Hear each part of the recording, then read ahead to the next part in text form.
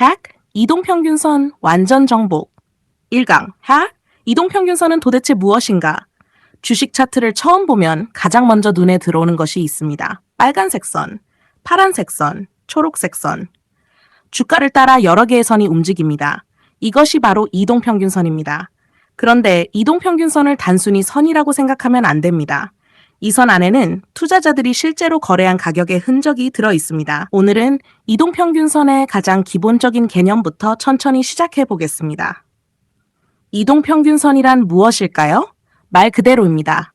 일정 기간 동안의 주가를 평균해서 하나의 선으로 연결한 것입니다. 예를 들어 5일선이 있다고 해보겠습니다.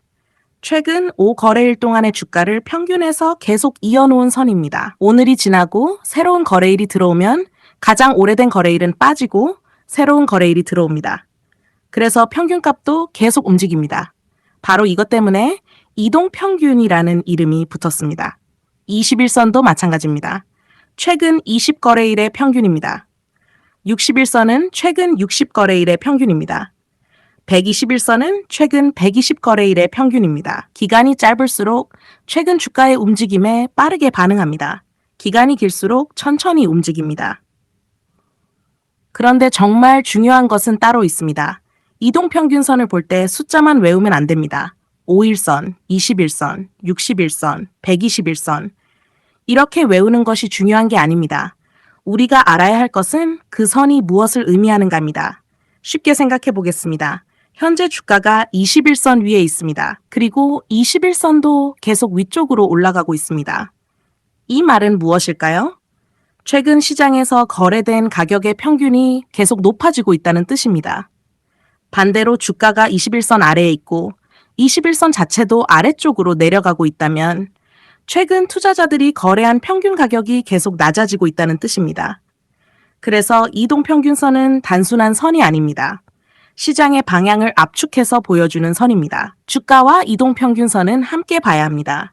여기서 아주 중요한 원칙이 하나 있습니다. 이동평균선만 보면 안 됩니다. 주가와 이동평균선을 함께 봐야 합니다. 주가는 빠르게 움직입니다. 하루에도 크게 오르고 크게 떨어질 수 있습니다. 하지만 이동평균선은 여러 날의 가격을 평균한 것이기 때문에 주가보다 천천히 움직입니다. 그래서 주가의 작은 흔들림을 줄이고 전체적인 방향을 보기 좋게 만들어줍니다. 나무 하나하나보다 숲 전체를 보는 것과 비슷합니다. 강한 종목은 이동평균선부터 다릅니다. 주도주나 강한 종목의 차트를 보면 특징이 있습니다. 주가만 올라가는 것이 아닙니다. 5일선이 올라가고 그 아래에서 21선이 올라가고 61선도 따라 올라갑니다. 시간이 지나면서 중장기 이동평균선까지 상승 방향으로 돌아섭니다. 이것이 중요한 이유가 있습니다. 하루의 급등은 만들 수 있어도 오랫동안 상승하는 이동평균선은 하루아침에 만들어지지 않기 때문입니다. 시간이 필요합니다. 거래가 필요합니다. 그리고 지속적인 매수세가 필요합니다. 그래서 앞으로 우리는 이동평균선을 보면서 단순히 선을 돌파했다, 선을 이탈했다 이렇게만 판단하지 않을 겁니다. 그보다 먼저 이 선이 올라가고 있는가, 내려가고 있는가, 여러 이동평균선이 어떤 순서로 배열되어 있는가, 주가는 그 이동평균선의 어느 위치에 있는가, 이것을 보게 될 겁니다. 1강 핵심 정리. 이동평균선은 일정 기간 동안의 주가 평균을 계속 연결한 선입니다. 하지만 실전에서는 단순한 평균선 이상의 의미가 있습니다. 이동평균선은 시장 참여자들의 평균 가격이 어느 방향으로 움직이고 있는지를 보여주는 흔적입니다. 그리고 가장 중요한 것, 이동평균선 자체보다 방향을 보십시오. 올라가는 선인지, 내려가는 선인지, 옆으로 누워있는 선인지, 이것부터 구분할 수 있어야 합니다. 이동평균선 공부는 여기서 시작합니다. 다음 2강에서는 왜 하필 5일선, 21선, 61선을 많이 보는가, 각 이동평균선에 숨어있는 시간의 의미를 아주 쉽게 알아보겠습니다. 이동평균선 완전 정복 2강. 왜 5일선, 21선, 61선을 보는가? 지난 1강에서는 이동평균선이 무엇인지 알아봤습니다. 오늘은 한 단계 더 들어가겠습니다. 차트를 보면 5일선, 21선, 61선, 121선, 241선, 여러 이동평균선이 있습니다. 그런데 왜 이런 숫자를 사용할까요? 그냥 사람들이 오래전부터 사용했기 때문일까요? 아닙니다. 각 이동평균선에는 시간의 의미가 들어 있습니다. 이것을 이해하면 차트가 완전히 다르게 보이기 시작합니다. 5일선은 일주일의 심리입니다. 우리나라 주식시장은 보통 일주일에 거래일이 열립니다. 그래서 5일선은 쉽게 말하면 최근 일주일 동안 투자자들이 거래한 평균 가격이라고 생각하면 됩니다. 5일선은 굉장히 빠릅니다. 주가가 급등하면 5일선도 빠르게 따라 올라갑니다. 주가가 급락하면 5일선 역시 빠르게 방향을 바꿉니다. 그래서 5일선은 아주 짧은 기간의 투자 심리를 보여줍니다. 특히 강한 주도주에서는 주가가 5일선을 타고 계속 상승하는 모습이 나타나기도 합니다. 하지만 주의해야 합니다. 5일선은 빠른 만큼 흔들림도 많습니다. 주가가 5일선을 하루 이탈했다고 해서 상승 추세가 끝났다고 판단하면 안 됩니다. 21선은 약 한 달의 흐름입니다. 21선은 최근 약 한 달 동안의 평균 가격을 보여줍니다. 그래서 실전에서는 상당히 중요한 이동평균선입니다. 주가가 5일선 아래로 내려왔다가도 21선 부근에서 다시 반등하는 경우가 있습니다. 강한 상승 추세에 있는 종목이라면 21선이 중요한 지지선 역할을 하기도 합니다. 여기서 중요한 것은 단순히 21선에 닿았다는 사실이 아닙니다.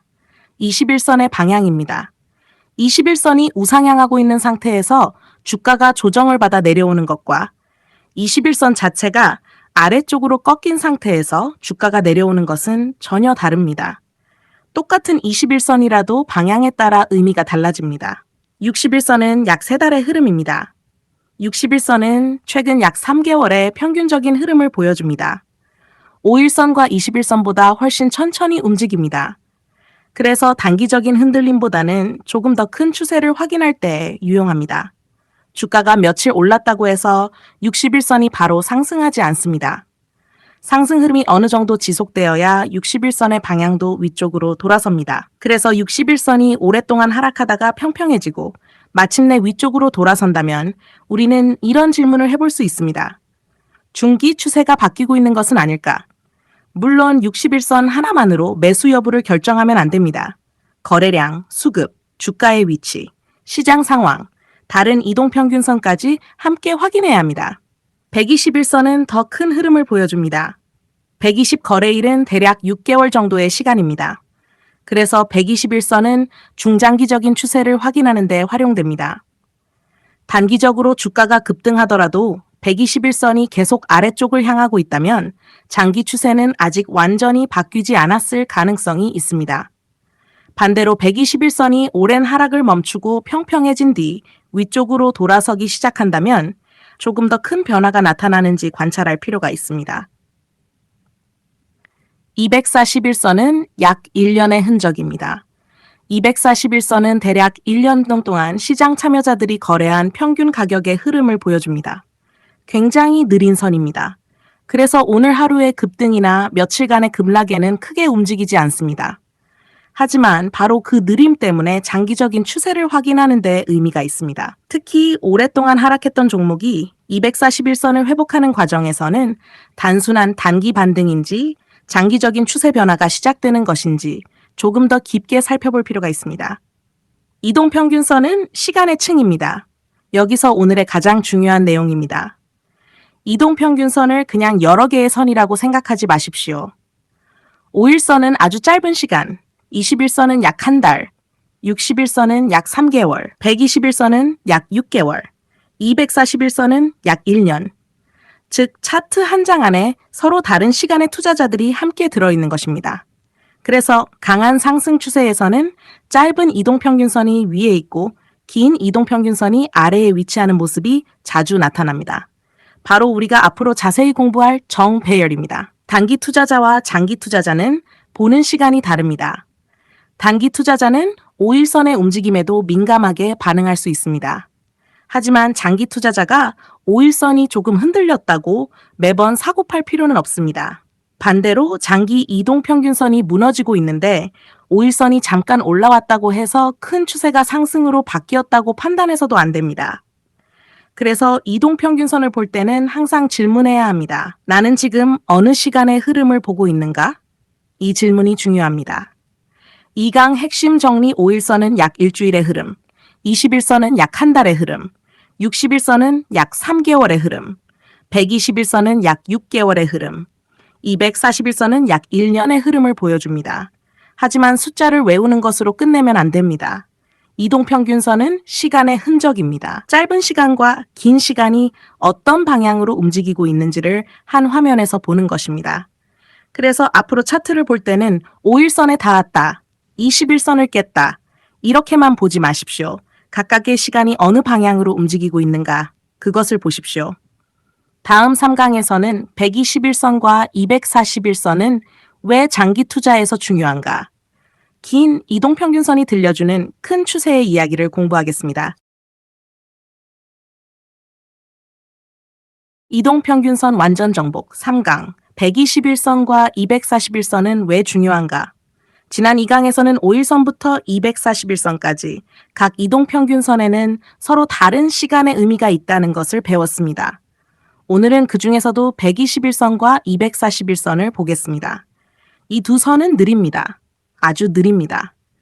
그런데 주식에서는 때로는 느린 것이 더 많은 것을 말해줍니다. 121선은 약 반년의 기억입니다.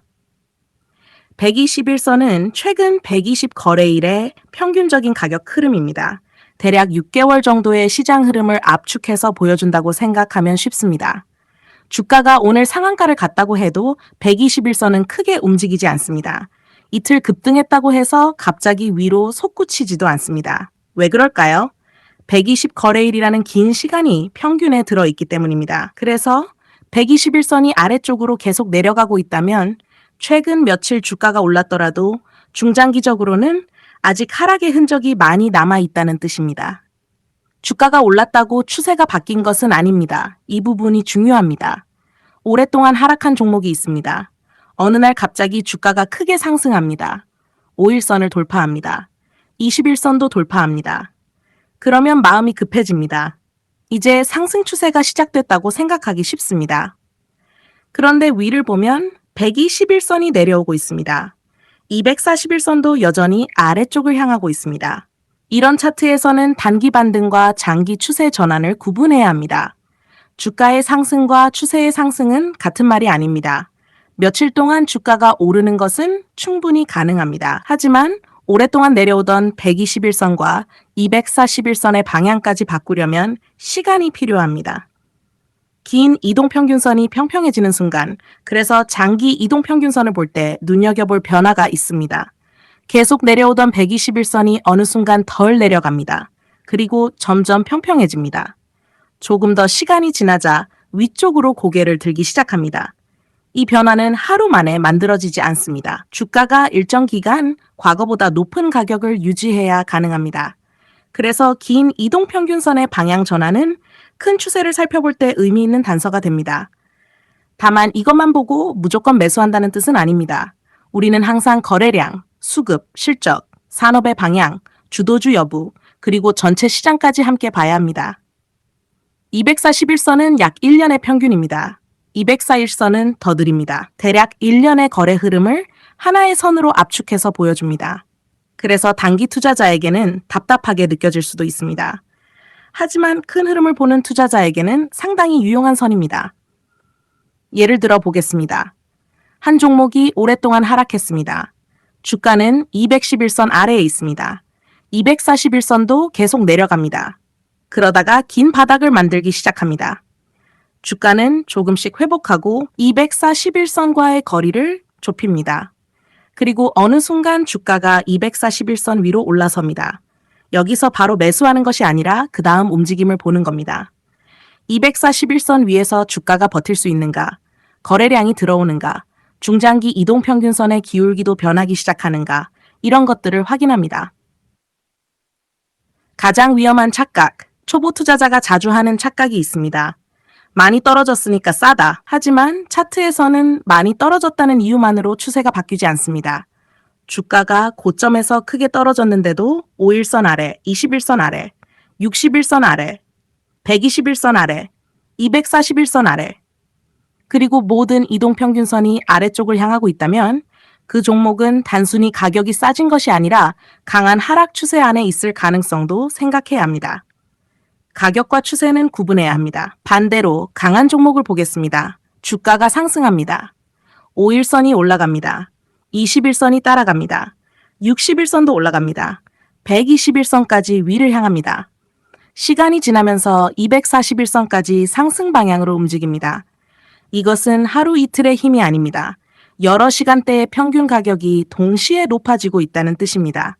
그래서 강한 주도주를 공부할 때 우리는 주가만 보지 않습니다. 시간이 지날수록 이동평균선의 구조가 어떻게 변하는가, 이것을 함께 봐야 합니다. 장기 이동평균선은 예언자가 아닙니다. 여기서 반드시 기억해야 합니다. 121선도 미래를 맞히지 못합니다. 241선도 미래를 예언하지 못합니다. 이동평균선은 이미 지나간 가격을 평균해서 만든 후행지표입니다. 그런데 왜 볼까요? 미래를 맞히기 위해서가 아니라 지금까지 만들어진 추세가 어느 방향인지 확인하기 위해서입니다. 이 차이를 이해해야 합니다. 3강 핵심 정리.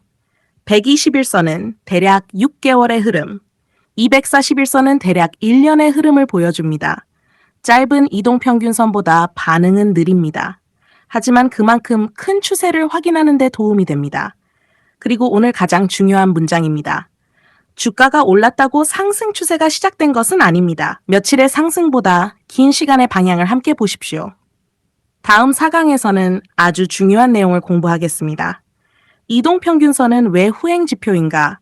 그리고 후행지표인데도 왜 수많은 투자자들이 이동평균선을 보는지 쉽게 풀어보겠습니다. 이동평균선 완전 정복 4강. 이동평균선은 왜 후행지표인가? 지난 3강에서는 121선과 241선을 통해 큰 추세를 보는 방법을 공부했습니다. 오늘은 이동평균선을 공부하면서 반드시 알아야 할 개념을 다루겠습니다. 바로 후행지표입니다. 이동평균선은 미래를 먼저 알려주는 선이 아닙니다. 이미 지나간 주가를 가지고 만들어진 선입니다. 그런데 이상합니다. 미래를 알려주지도 못하는데 왜 그렇게 많은 투자자가 이동평균선을 볼까요? 오늘 그 이유를 알아보겠습니다. 이동평균선은 과거 가격으로 만들어집니다. 5일선을 생각해 보겠습니다. 최근 5거래일의 가격을 평균해서 만든 선입니다. 21선은 최근 20거래일의 평균입니다. 61선은 최근 60거래일의 평균입니다. 결국 모든 계산에 사용되는 것은 이미 시장에서 거래가 끝난 가격입니다. 그래서 이동평균선은 주가보다 늦게 움직입니다. 주가가 먼저 움직이고 그 다음 이동평균선이 따라갑니다. 그래서 이동평균선을 후행지표라고 부릅니다. 자동차의 백미러와 비슷합니다. 쉽게 비유해 보겠습니다. 자동차를 운전할 때 백미러를 봅니다. 백미러에는 이미 지나온 길이 보입니다. 앞으로 갈 길을 백미러가 직접 보여주지는 않습니다. 그렇다고 백미러가 쓸모없는 것은 아닙니다. 뒤에서 어떤 차량이 오는지, 내가 어떤 흐름 속에서 움직이고 있는지, 주변 상황을 판단하는 데 필요합니다. 이동평균선도 비슷합니다. 미래의 주가를 보여주는 것이 아니라 지금까지 주가가 어떤 방향으로 움직여 왔는지를 정리해서 보여줍니다. 주가가 먼저 움직입니다. 어떤 종목이 오랫동안 하락했다고 해보겠습니다. 그러다가 좋은 뉴스가 나오고 강한 매수세가 들어옵니다. 주가는 먼저 상승합니다. 하지만 61선은 아직 아래쪽을 향하고 있을 수 있습니다. 121선도 여전히 내려가고 있을 수 있습니다. 이것은 이상한 것이 아닙니다. 이동평균선에는 과거의 낮은 가격들이 여전히 많이 포함되어 있기 때문입니다. 새로운 높은 가격이 계속 들어와야 과거의 낮은 가격들이 하나씩 빠져나갑니다. 그 과정이 반복되면서 이동평균선의 기울기가 조금씩 변합니다. 그래서 긴 이동평균선일수록 방향 전환이 늦습니다. 그렇다면 늦게 움직이는 선을 왜 볼까요? 여기가 오늘의 핵심입니다. 주가는 너무 빠릅니다. 하루 급등할 수도 있고 다음날 급락할 수도 있습니다. 뉴스 하나에 크게 움직이고 시장 분위기에 따라 순간적으로 흔들릴 수도 있습니다. 이런 움직임만 계속 따라가면 큰 방향을 놓치기 쉽습니다. 이동평균선은 이런 단기적인 흔들림을 어느 정도 줄여줍니다. 그래서 우리는 이동평균선을 통해 주가의 소음보다 추세를 보려고 하는 것입니다. 후행이라는 것이 반드시 단점은 아닙니다. 많은 초보 투자자는 후행지표라는 말을 들으면 이렇게 생각합니다. 이미 늦었는데 왜 보지? 하지만 생각을 바꿔야 합니다. 이동평균선의 목적은 바닥을 정확히 맞히는 것이 아닙니다.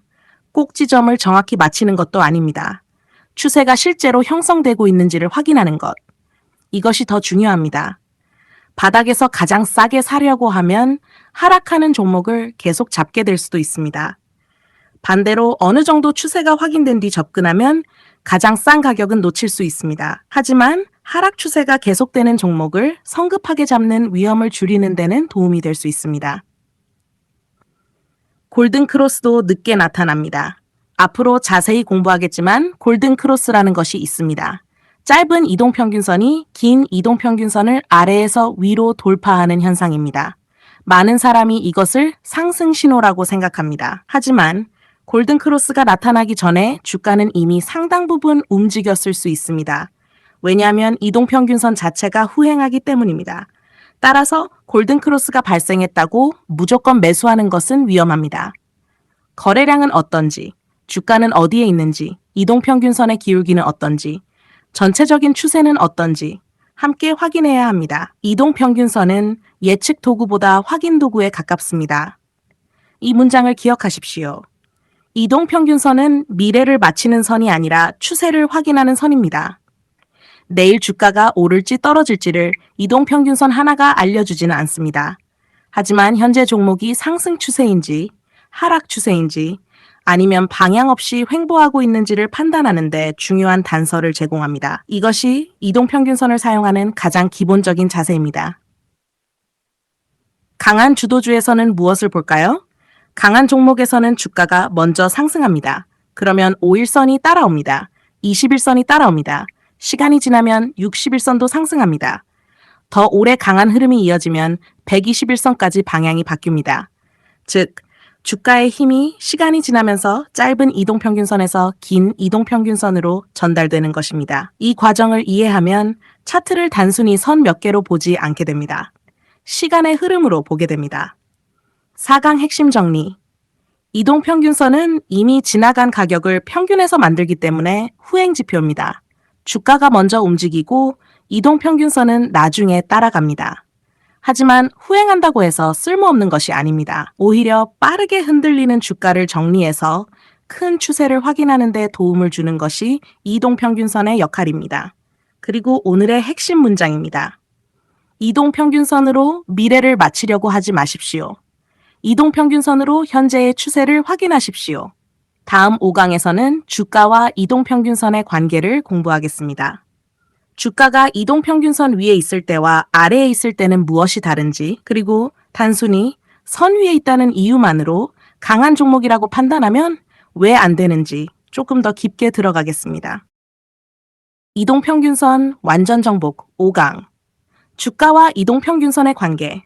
지난 4강에서는 이동평균선이 왜 후행지표인지 알아봤습니다. 오늘부터는 실제 차트를 보는데 훨씬 중요한 내용으로 들어갑니다. 바로 주가와 이동평균선의 관계입니다. 주가는 이동평균선 위에 있기도 하고 아래에 있기도 하고 이동평균선을 뚫고 올라가기도 하고 다시 아래로 내려오기도 합니다. 초보 투자자는 흔히 이렇게 생각합니다. 이동평균선 위에 있으면 좋다. 아래에 있으면 나쁘다. 하지만 실제 차트는 그렇게 단순하지 않습니다. 주가가 이동평균선 위에 있다는 의미. 예를 들어 현재 주가가 21선 위에 있다고 해보겠습니다. 21선은 최근 약 한 달 동안의 평균적인 가격입니다.